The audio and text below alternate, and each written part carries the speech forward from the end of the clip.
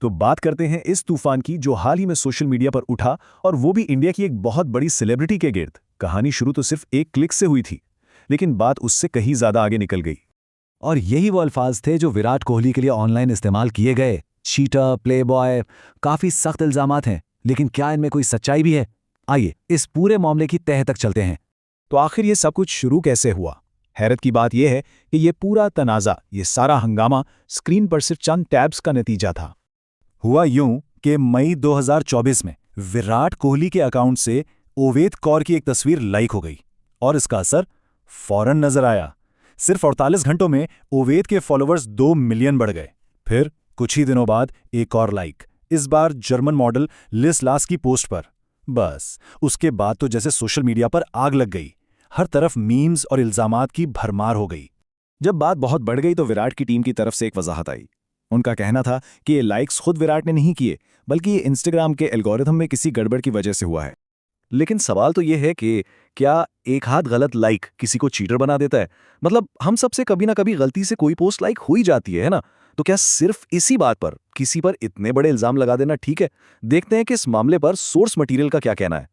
इस प्लेबॉय वाली बात की सच्चाई जानने के लिए हमारा सोर्स कोहली के माजी में जाता है, उनके पुराने ताल्लुकात को देखता है। तो चलिए देखते हैं कि तारीख हमें क्या बताती है। सोर्स के मुताबिक कोहली की शुरू की डेटिंग लाइफ ज्यादातर अफवाहों पर ही मबनी थी। साक्षी अग्रवाल के बारे में ज्यादा कुछ मालूम नहीं। सारा जेन डियास ने तो साफ साफ इस अफवाह को रद्द कर दिया। संजना गलरानी ने भी कहा कि वो सिर्फ दोस्त थे। तमन्ना भाटिया के साथ भी ताल्लुक की कभी तस्दीक नहीं हुई। हाँ, एक कन्फर्म्ड रिलेशनशिप थी ब्राजीलियन मॉडल इजाबेल लेट के साथ, जो तकरीबन 2 साल चली और फिर दोनों की रजामंदी से खत्म हो गई। तो फिर ये चीटर वाला लेबल आया कहाँ से? इसकी जड़ एक वाक्य में है, जब कोहली को रितिका सचदेव के साथ देखा गया था और इस वक्त वो इजाबेल लेट के साथ रिलेशनशिप में थे। और यहां पर आकर कहानी दिलचस्प हो जाती है। सोर्स इस अफवाह को साफ करता है। रितिका सचदेव, जो अब रोहित शर्मा की बीवी हैं, उस वक्त विराट की स्पोर्ट्स मैनेजर थीं। वो उनके एंडोर्समेंट्स देखती थीं। मतलब उनका रिश्ता बिल्कुल प्रोफेशनल था, रोमांटिक नहीं। इन तमाम अफवाहों के बाद विराट कोहली की जिंदगी का एक नया दौर शुरू होता है। एक ऐसा रिश्ता जिसके बारे में हम सब जानते हैं, और वो है अनुष्का शर्मा के साथ उनका सफर। इनकी कहानी तो एक शैम्पू के ऐड से शुरू हुई थी 2013 में। 2015 तक दोनों खुलकर साथ नजर आने लगे। हाँ, 2016 में कुछ खबरें आईं कि शादी को लेकर दोनों में कुछ मसले चल रहे हैं, लेकिन 2017 में सब ठीक हो गया और दोनों ने इटली में शादी कर ली।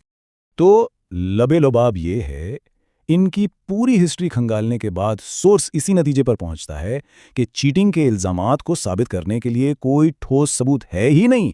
ज्यादातर तो सिर्फ अफवाहें थीं, और जो रिश्ते थे भी वो अच्छे तरीके से खत्म हुए। तो अब असल सवाल ये उठता है कि अगर सबूत इतने कमजोर हैं तो ये मामला इतना बड़ा तनाज़ा बना ही क्यों? अब जरा इस रद्द-ए-अमल का तज्जिया करते हैं और देखते हैं कि सोर्स इसकी क्या वजूहात बताता है। यही वो सवाल है जो सोर्स अपने तज्जिए के आखिर में उठाता है। आखिर इस शदीद ऑनलाइन तूफान के पीछे क्या वजह थी? तो सोर्स के मुताबिक इसके पीछे कुछ वजहें हो सकती हैं। पहली वजह तो ये कि एक परफेक्ट हस्बैंड और फादर की इमेज पर जब हमला होता है ना, तो सबकी तवज्जो मिल जाती है। दूसरी वजह जो सोर्स ने बताई है वो है बेरोजगारी, कि लोगों के पास इतना वक्त है कि वो सेलिब्रिटीज की जिंदगी में घुसे रहें। और सबसे बड़ी बात, सोशल मीडिया की ताकत। वो लाइक तो कहते हैं कि मिनटों में हटा दिया गया था, लेकिन तब तक बात हाथ से निकल चुकी थी और पूरे इंटरनेट पर फैल गई थी। और यहीं पर आकर पूरी बात खत्म होती है। यह हमें एक बहुत बड़े सवाल के साथ छोड़ जाता है।